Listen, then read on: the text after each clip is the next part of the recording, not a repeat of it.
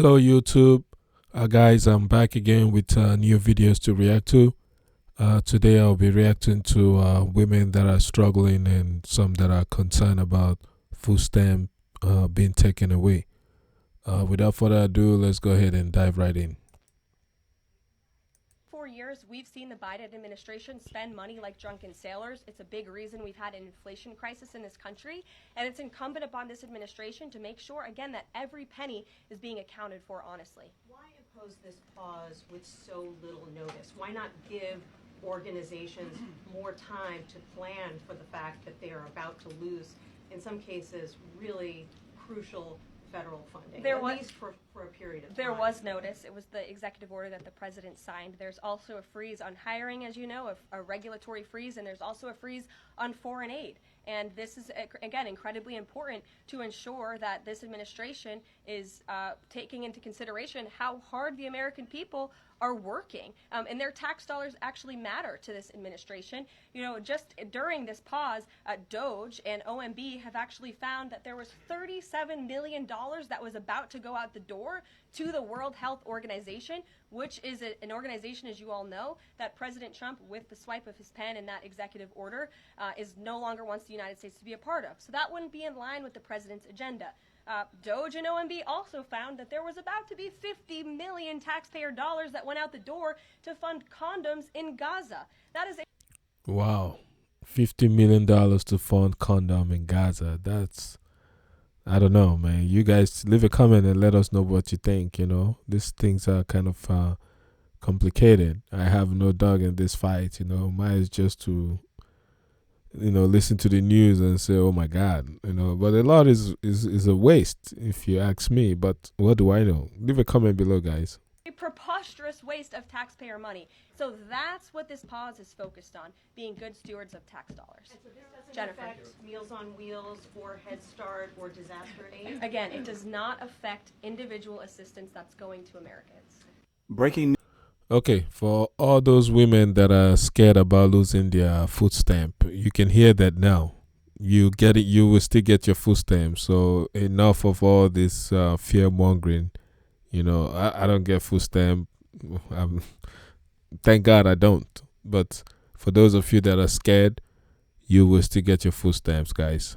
News, there has been clarity provided around the pause on governmental assistance to individual programs that are being supported by the American government. Today, the brand new press secretary, I do not have time to even look this woman's name up, came out and said that President Trump is not cutting benefits to things like food stamps, although that is absolutely contrary to what was written and shared previously. Now, I made a video saying that this man is saying that he's going to do this, and I'm so thankful that there has been large-scale public outcry from everyone out there against it. So now, thankfully, according to Ms. Press Secretary, that is not going to happen. This is one source that I used.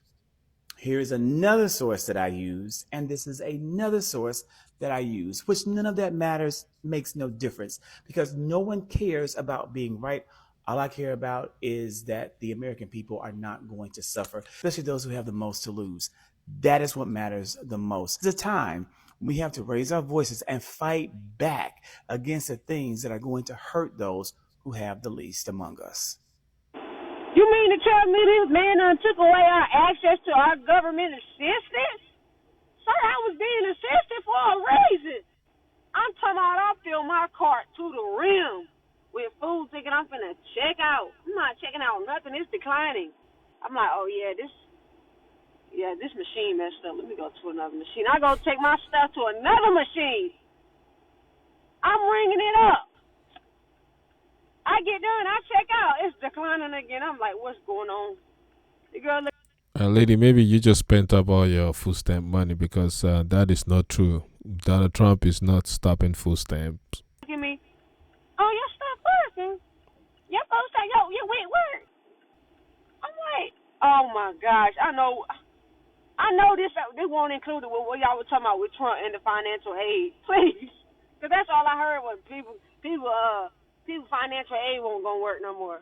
Come on, what's going on, Trump? What did we do to you?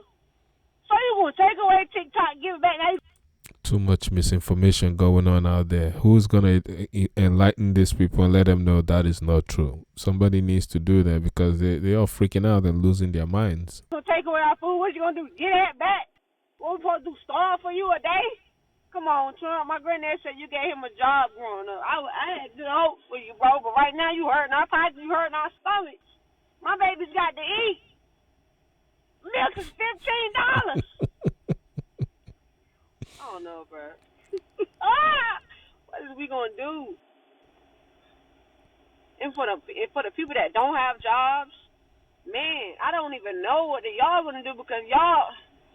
God, let me get in the house. I need somebody to fucking tell me they're lying. I need somebody to fucking tell me they're lying right fucking now because what the fuck do you mean that I'm not gonna get my fucking SNAP benefits? Oh my God! Somebody tell these women they're lying, man. That's not true. They're losing their minds, man. Come on. Who started these fake rumors that Trump was gonna cut off food stamps, man?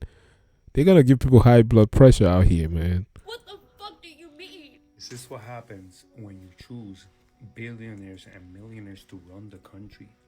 They will never look out for the best interests of the middle class. So Trump just froze federal aid. Ma'am, that's not true. Stop it. You want to know what that federal aid affects? Number 1, SNAP. Number 2, Section 8. Number 3, Medicaid. Number 4, Head Start. Number 5, WIC. And a slew of other programs that get funded by federal. These are the people that come up here and spread all these lies and giving other women high blood pressure. These are the people. I don't know where they get their information from. They just hear a little thing, they run to social media and start spreading all kinds of lies. Aid. Now, I've been saying since the election, get your shit together, get your shit in order. Been saying it. I'm gonna be okay. Because I always been preparing for I've expect the best and always prepare for the worst. But the ones who depend on that, it's going to be a little rough. They said Social Security and Medicare is not going to be affected. And the funny thing is, I'm in the process of getting my Medicare benefits. I'm waiting for them to process my Medicare Part B. I have Medicare Part A already. Because I was going to drop cover California. But they're pausing this for 90 days. Now, let me ask you. You need to ask yourself, are you going to be able to hang in there for 90 days? Now, with Section 8 and everything, I suggest you talk to your landlord. Also, there's federal money that goes to nonprofits. All the grants and all that stuff. That's on a freeze, too. So that ain't going to be there's not going to be no rental assistance available. No utility assistance available.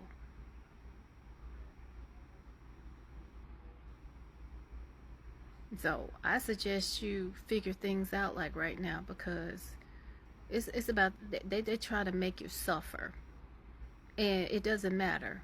But guys, for those of you that are very educated about what's going on with this stuff, please leave a comment below, man. And don't forget, like this video, guys. Y'all voted for him. Yeah, see, that's the part I don't like. They want to make you feel guilty. They want to make those who voted for Trump feel bad. Like, look at what you did. You voted him in, and now look, everyone got to suffer. That's just what it is, playing on your emotion. Y'all the ones voted for him. See? I'm just saying, it's about to get bad. I don't know if you call it gatekeeping or if someone just never bothers to tell you, but here's all of the random stuff that I wish someone had said to me long before the age of 54. You're not overwhelmed. You're just overcommitted to things that don't matter. Your fear of rejection and worrying about what people who don't matter think is keeping you from opportunities that are meant for you. If you don't learn to manage money, money will always manage you. You're not behind in life. You're just unwilling to sacrifice comfort for progress. If you're not investing, you're working for people who are. Your friends are a mirror of your standards. Look closely. You're not confused. You're just scared to make a decision. It's your spending habits, not your income, that's keeping you broke. Your excuses are valid, but they're still holding you back. That goes for everybody, man. And your emergency fund is for emergencies. Learn to say no. Hope that helps. If you're a woman in your 30s and you're struggling with your finances, you're going to want to do these 3 things immediately. 1, you need to go outside and do some walking. You never know when you're going to find $1 or 2 on the ground. Really? She's counting on picking up $1 or 2 on the ground. Okay. Sometimes crowdfunding, emergency crowdfunding, is the only way you're going to get your bills paid. You're going to want to go through a few years of therapy and realize that generational wealth trauma is part of the problem, and that there's nothing that you can do to combat it ever. And once you get over that, you're going to realize that capitalism is actually the problem. So the faster you walk outside, the more money you make. Okay, y'all. Now, guys, I want you to pay attention to all these women, okay? None of them will ever come up with the idea. None of them will ever think, maybe I should just find the right man and we can build together. None of them go that way. But let's just keep watching. I am pissed. And yeah, I'm coming on here to talk to you guys about it. I'm so tired of being broke. I have done all the right things. And I am working as much as I can, being a single mom, trying not to take away more time away from my child. So I'm doing TikTok, and I am trying to do as many lives, but get enough sleep so I'm healthy for my child, but also find a time to work out, find a time for me. That's not including any of those things. And I just had to freaking take out a loan to buy groceries. Who takes out a loan to buy groceries, for Christ's sake? Like, you're going to go in debt to buy groceries, which you got to take out a loan. I mean, this is new for me. Maybe people do that stuff, but wow. Like, I had to use a firm and pay interest for my bare minimum fucking groceries. And you know what? For everybody that is going to be like, it's your fault for being a single mom. It's your fault for being in debt. It's not. Like, and I know that. I know it's not my fault, and I know I'm doing everything. But it doesn't make it any better. Like, the fact that for bare minimum groceries, I am now having to pay a monthly thing, and I had to make it the smallest amount because I don't have any extras. So I had to make it the small amount. So I'm going to be stretching this over a frickin' year and paying $12 extra each month because I don't have extra dollars. And then next month I'm going to be even more debt because now I have this added on top of it. But I'm going to need more groceries after this week to feed my son and I. Like, I don't get how people are surviving. I'm so tired of it. I'm so tired of it. And I know I'm not the only one. I needed to come on and say it. Okay, thanks.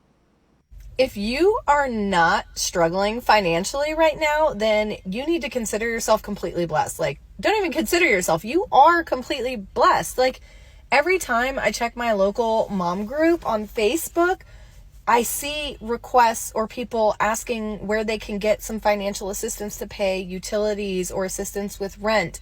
And it's concerning because these people are working full-time jobs and they just can't make things work right now. For example, this morning, a woman posted she's an RN working 2 jobs and still is struggling. An RN, registered nurse, working 2 jobs and still struggling. Like, RN makes a lot of, they make a lot of money. I think they make over $60,000 a year. I mean, some of you might argue with me and say 60,000 is not a lot of money, but if you learn to manage your money, I think 60,000 should get you far. You know, and you have 2 jobs. I mean, I don't know, man. Guys, leave a comment below and let us educate me, man, please. No, we're all complaining about how expensive things are. For me, personally, like, my car insurance doubled in August. I was paying around $140 a month, and now I'm paying $280 for 2 vehicles, and I'm 1 driver. And I have never had a claim. There was no reason for the increase other than they just increased me. On top of that, Florida Power and Light rules the entire state of Florida now. They bought out Gulf Power, and since then, all I ever hear about from people is how astronomical their utility bills are. Everyone is trying to find ways to save money. But as soon as we save money in one area, something else goes up. So it's just kind of like we're sliding this scale back and forth, and it's actually like increasing. We're never saving, no matter how hard we try. Like, I stopped eating out with my kids. Obviously, eating out is super expensive, but I went almost a month no eating out, and it was still a struggle. And if you made it this far, I don't mean this to be like a pity party thing. I'm figuring it out. But last Friday, my birthday, my boss cut my hours in half. So yeah, I guess this is also like a PSA to people who aren't struggling right now. Don't be tone deaf, because you never know what's going on behind the scenes. If you start to notice behavior changes and lifestyle changes, I can promise you it's because people are being proactive, or, I don't know, maybe reactive to their financial situation. It's just a mess. Here are the three big... You notice all these women are single moms.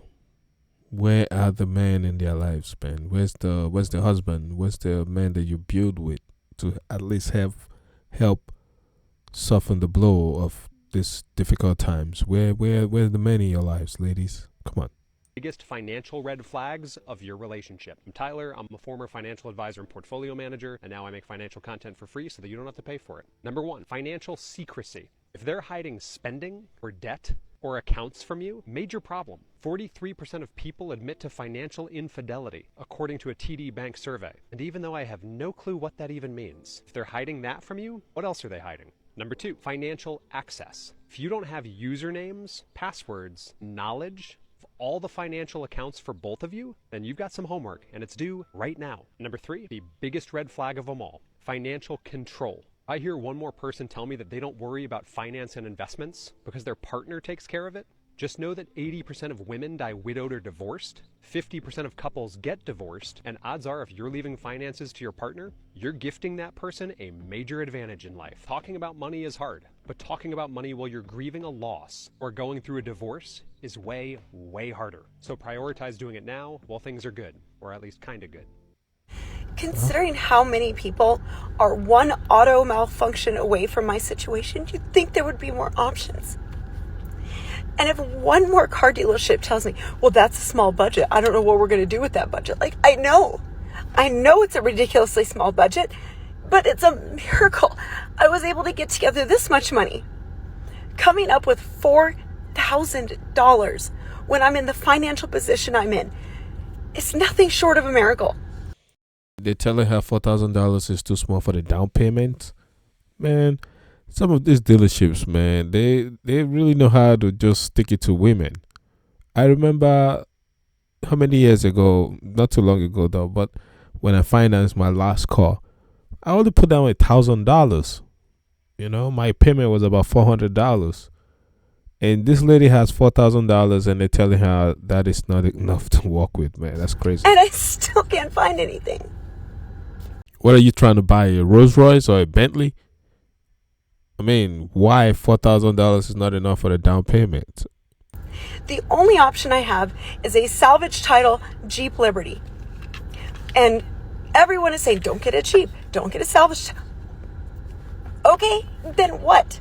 Then what instead? What do I do? All of my businesses are mobile. Again, where is your boyfriend or husband or brother or father? Where are the men in your life? Men at least know how to get around this stuff. You know, you're just trying to wing it alone. Where are the men in your life, lady? Talk to a man in your life. With that money, with $4,000, you can get a good down payment for a good car.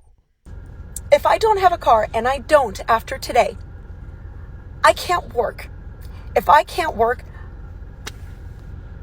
this just compounds. It is so expensive to be broke. Between overdraft That I agree, man. It's expensive to be broke. fees, and it's just like the world is set up against people who are struggling financially, and we are already struggling. I don't think I have a choice. You do have a choice. Get in touch with a male family member, your boyfriend, your husband, and let them help you figure it out. with that, you can finance a good car. I think I have to get a salvage title vehicle. You don't have to, ma'am. You can finance a good car. $4,000 is enough for the down payment for the good car. With parts that are expensive, with known problems, and just kick this further down the line. Just make this a future Jessica problem. I don't know what to do. Stories are all too common. That is, women who are getting a divorce and they have no money because they gave up their earnings power. So in this case, for this woman, very unfortunate, she's reaching out to this group in need of some advice. She says, I am going through a divorce and I have 3 kids. My kids' ages are 22, 11, 9. I am a stay-at-home mom. I have been a stay-at-home mom for 9 years. I feel lost, don't know what to do. I have no job, no education, and my husband told me he would rather step down from his job than pay me child support and alimony. He makes great money. Whoa. That's a little bit harsh, fella. Come on, big man. You gotta take care of your kids, man. He makes $15,000 a month. What? He makes 15 grand a month and he doesn't want to pay child support and take care of his kids? Come on, man. Guys, let's do better, man. Those are your kids, regardless. I want this to be an easy transition for the kids, but I don't see him making this easy for me. I registered for biology classes for fall semester. I am hoping to get into the nursing program. What do I do right now with no income? First off, this is the exact reason why I encourage all women, no matter what your aspirations are in life, to never give up your earnings power. I would agree with that, to some extent. You always got to, put yourself in a situation whereby when things go south, you can at least help yourself out. I know being a stay-at-home mom is a personal choice, but this is the reason why I always encourage women to don't do that. Make yourself financially vulnerable and you're not doing your kids any favor if the time comes where the marriage ends up being like this. If I had kids with my ex, I would not put it past him to do something like this. He is spiteful enough to do something like this. Now, a lot of women are also like, oh, my husband will never do that. He's such an amazing man. We all say that because, we love them. Love is blind. But then you don't know what will happen until it happens. Yeah, that's true. When the going is good, man, you get to see people's beautiful side. But when shit hit the fan, you hardly recognize people in divorce because they become evil and they just want to hurt you. So I understand where she's coming from. It's not like we're choosing to marry people that's gonna do this to us, right? Just don't know what could push people to their limits. So if you are a stay-at-home mom, you have to make sure that you keep a separate savings account for yourself. Alimony and child support should not be your financial plan. If you do end up in a situation where you do end up having to collect alimony and child support, that is a bonus. I hope this woman gets justice and gets the money that she deserves. Giving up your career, giving up your earnings power puts you in a financially vulnerable situation. Past 4 years, She's definitely gonna get alimony and child support. But now that the husband is threatening to quit his job, $15,000 job a month, I think he's stupid. I wouldn't do that. I would just take care of my kids. That's me. Well, guys, here comes to the end of the videos. Thanks again for spending time with me here. Appreciate it. Please, guys, don't forget to give me that like, share, and comment, and also subscribe. Thank you so much. I will leave and I will be back again with more videos. Thank you. Bye-bye.